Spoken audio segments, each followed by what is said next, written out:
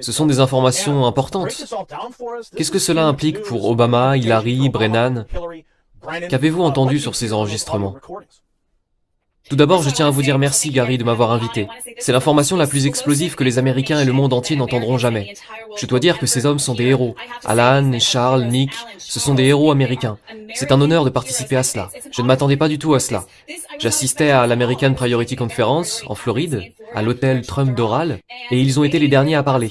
Ils ont gardé le meilleur pour la fin parce que, de façon étonnante, ils ont fait cet exposé, ils ont lâché cette information explosive à propos de Benghazi, et nous nous sommes tous demandé ce qui était en train de se passer. Moi, j'étais venu pour honorer ces hommes merveilleux, ils sont chrétiens, ils sont remplis d'un esprit chrétien, je voulais les honorer en tant que patriotes et héros américains. Et en gros, ils m'ont dit qu'ils avaient besoin de quelqu'un pour les aider à sortir ces informations maintenant, qu'ils avaient besoin d'aide. Alors j'ai pris le train en marche. Nous sommes allés dans ma chambre tout de suite et ils m'ont montré beaucoup de documents. J'ai écouté des enregistrements et encore d'autres ce matin. Et Gary, c'est explosif. Les enregistrements qu'ils ont, je ne peux pas mentionner certains noms, mais je vais vous dire les plus importants qui sont dans le coup. Les plus grands noms de l'administration Obama. Brennan, Clinton. Il y a tellement à dire, ça remonte jusqu'à Joe Biden, il y a tellement à dire. Ce que cette administration a fait est une trahison absolue. Maintenant, nous savons tous que, tout le monde n'est pas au courant encore en Amérique, que quelque chose ne va pas avec Benghazi. Pourtant, il y avait des signaux alarmants. Il y en avait du côté du commando SEAL Team 6 qui a tué Oussama Ben Laden. C'était un timing intéressant, juste avant la réélection d'Obama, ce raid sur Ben Laden qui a eu lieu. Mais il s'est avéré que toutes ces histoires sont liées entre elles. C'est le secret le mieux gardé dans ce pays jusqu'à présent, et il est temps d'aller de l'avant. Je suis si heureuse à propos de cet homme, Alan, qui a un historique important au Moyen-Orient, 20 années de travail dans les renseignements au Moyen-Orient, qui regrette certaines choses qu'il a faites, mais qui est allé de l'avant en tant que chrétien et a dit qu'il était temps de révéler des informations. Il a des milliers de documents qui sont entre les mains des lanceurs d'alerte. Donc c'est un travail d'équipe. Beaucoup de médias ont ces informations, et comme vous l'avez dit, un membre du Congrès a reçu ces informations hier soir. J'étais là, c'est arrivé juste devant moi.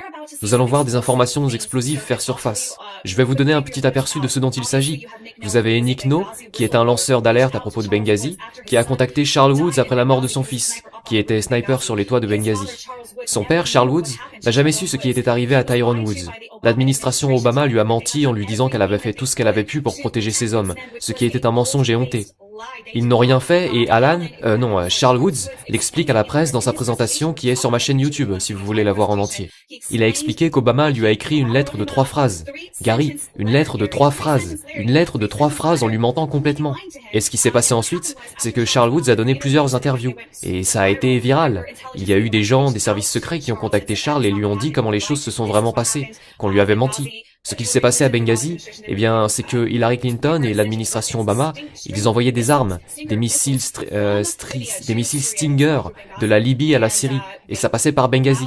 Et ils ont permis que tous ces hommes américains soient éliminés, à cause de ce qu'ils savaient. Ensuite, il a aussi découvert, en plus de ça, qui est déjà fou, il a découvert plus d'informations sur l'équipe SEAL Team 6 et Oussama Ben Laden. C'est tout ça qui est en train de sortir, tout est lié.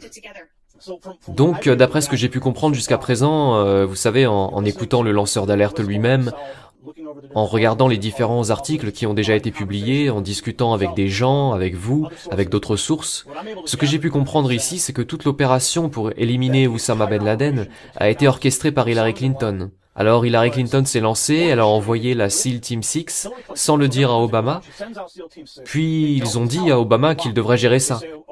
Parce qu'Oussama Ben Laden était caché en Iran, et apparemment, même CBS News a publié un article... Oui, j'ai lu cet article. Il le cachait en Iran. En 2010, CBS News a publié un article parce qu'il pensait que cela allait nuire à Barack Obama, donc c'était un fait connu. Mais ils ont lâché le morceau. Donc ce qui se passe, c'est que vous avez la SEAL Team 6 déployée sous les ordres d'Hillary, ils partent, et l'Iran envoie Oussama Ben Laden dans la cachette où il était supposé se cacher. Mais ensuite, il le remplace à la dernière minute.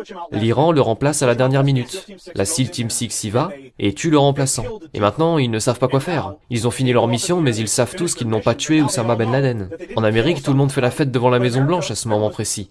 Donc maintenant, il y a un sérieux problème. Et devinez ce que l'Iran a fait. Ils ont dit aux États-Unis, nous allons révéler au monde que vous avez menti à votre peuple, à moins que vous nous envoyiez de l'argent. Voilà en gros de quoi nous sommes en train de parler. En gros, oui, c'est exactement ce qui s'est passé.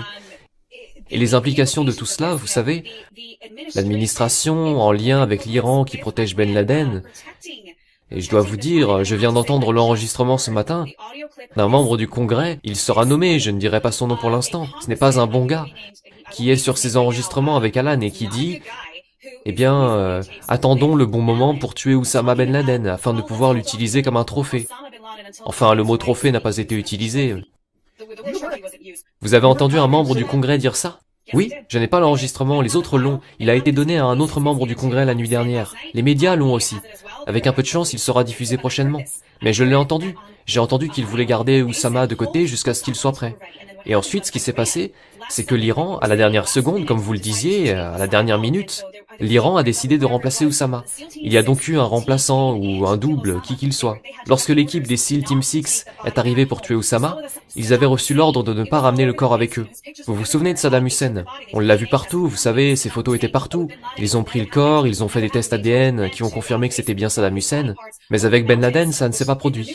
Ils leur ont dit de jeter des morceaux de son corps par-dessus les montagnes, ce qui, selon les médias, n'a pas été le cas. Ils ont en fait jeté son corps dans l'eau. D'ailleurs, c'est haram. Alan explique qu'il a vécu au Moyen-Orient pendant plus de 20 ans et il dit que c'est haram. Quand vous enterrez un musulman, vous l'enterrez dans le sol, la tête tournée vers la Mecque. Et en aucun cas, il n'aurait... Et puis John Brennan, alors directeur de la CIA, le sait bien puisqu'il est musulman lui-même. Il ne leur aurait pas dit de jeter le corps dans les montagnes. Donc, la SEAL Team 6 savait ce qui était en train de se passer. Et je suis sûr qu'ils savaient qu'ils auraient des problèmes. Et évidemment, ils ont tous été massacrés, et livrés à la mort par cette administration. Enfin, pas par cette administration, par l'administration Obama. Et ce qui s'est passé, comme vous l'avez dit, c'est que l'Iran a dit, les enregistrements, ça va sortir, envoyez-nous 152 milliards, sinon nous dévoilerons les informations et vous ne serez pas réélus. Vous avez mentionné cet argent, mais j'ai aussi entendu Parrott dire qu'il y avait 2 milliards de dollars qui étaient aussi prévus. Mais je ne veux pas vous interrompre, continuez s'il vous plaît. Non, c'est exactement ce que j'allais aborder. Donc 2 milliards de dollars en liquide ont été envoyés d'Amérique en Iran. Ces 2 milliards sont mentionnés dans l'enregistrement. Je ne l'ai pas entendu, mais je sais que nous l'avons. Ce que l'administration a dit, c'est que ces 2 milliards de dollars en liquide allaient retourner aux Américains, aux politiciens, pour qu'ils se taisent. Donc ils ont envoyé, vous savez, 150 milliards de dollars, mais 2 milliards en liquide pour que ça puisse revenir et arroser les gens qui gardent ce secret de trahison. Donc ok, 2 milliards de dollars sont redirigés de ces 153 milliards. Ils sont redirigés vers les États-Unis. Je ne peux que supposer que certaines des personnes qui ont passé cet appel téléphonique étaient des bénéficiaires de cet argent sale. Peut-être ce membre du Congrès, peut-être John Brennan, Hillary Clinton. Qu'en pensez-vous? C'est vrai, et il y a aussi beaucoup de documents qui pointent vers la fondation Clinton, avec le terrorisme au Moyen-Orient, et aussi la fondation McCain également impliquée. C'est vraiment explosif. Et une fois que le membre du Congrès aura examiné ces preuves, et il y en a beaucoup, une fois qu'il aura réalisé que c'est recevable, que cette information vient d'une source crédible, et il n'y a pas que ça d'ailleurs, mais il y a d'autres agents qui ont confirmé ces informations, en particulier à Charles Woods. Je suis sûr que le membre du Congrès lui parlera aussi. Donc le résultat de tout ceci, c'est une trahison. Qu'on les pende. Je suis désolé, je suis chrétienne, mais c'est de la trahison. Vous aurez la corde au cou. En Amérique, nous protégeons nos militaires. Nous les protégeons. Nous ne les laissons pas mourir. Nous n'annulons pas les recherches et les sauvetages. Nous n'annulons pas les missions pour les sauver de Benghazi. C'est absolument dégoûtant. Et j'ai le sentiment que les grands médias ne vont pas vouloir couvrir cela. Mais ils n'auront pas le choix. Car cette information est déjà virale. C'est pourquoi nous l'avons diffusée hier soir. Elle est devenue virale. Le peuple américain veut savoir ce qui se passe sous son nez. Et à quel point on nous a menti. Nous voulons connaître la vérité. Il est temps de connaître la vérité. Et Hillary Clinton et l'administration Obama savent qu'il y aura une chance que cela se sache. Il y a une forte chance que cela se sache. Et c'est pourquoi ils n'ont jamais voulu que le président Trump gagne. Il n'était pas censé gagner selon eux. Ils ont essayé de lui voler la victoire. C'est pourquoi ils essaient de lui imposer un impeachment. C'est pourquoi ils font tout ce qu'ils peuvent. Même faire s'effondrer l'économie, le vaccin contre la pandémie, pour s'assurer qu'il ne sera pas réélu. Il sera réélu au nom de Jésus. Et quand ces documents seront publiés, quand le membre du Congrès demandera des audiences, les poursuites viendront. Je ne sais pas si vous avez préparé votre popcorn, Gary, mais moi j'ai préparé le mien pour la justice dans ce pays. Cette année 2020 a été folle, mais avec un peu de chance, elle apportera la justice. Vous dites qu'un membre du Congrès a reçu la majorité des documents hier soir. Vous dites aussi qu'un général très respecté, que vous connaissez tous et que vous aimez, a dit que tout ce qui est sorti est exact. Donc vous avez un général de haut rang qui a déjà confirmé tout ça.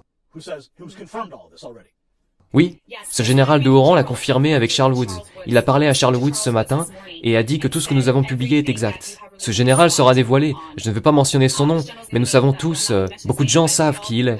Il est très apprécié, donc Sur ce point, nous aurons, je l'espère, la surprise d'octobre, sur laquelle les gens ont lancé des rumeurs pendant des années. Mais ça y est, Gary, c'est ça. Et c'est pourquoi je veux demander à tous ceux qui regardent, maintenant, de partager ces informations autant que vous pouvez, à vos amis libéraux, à vos amis de gauche. Laissez-leur un moment pour installer ça dans leur esprit, avant que ça ne leur explose à la figure à la télévision nationale. Et j'espère que ça arrivera. Je ne vois pas comment ils pourraient s'en sortir, Gary. Tout d'abord, avec la quantité d'enregistrements audio que j'ai entendus, ils ne peuvent pas trouver d'excuses.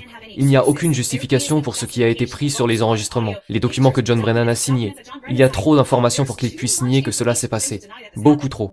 Donc je ne pense pas que ce soit une coïncidence que Kamala Harris ait tenté d'abolir la pendaison pour les actes de trahison, après l'affaire Mullet. Je ne pense pas que ce soit une coïncidence que tout cela soit arrivé.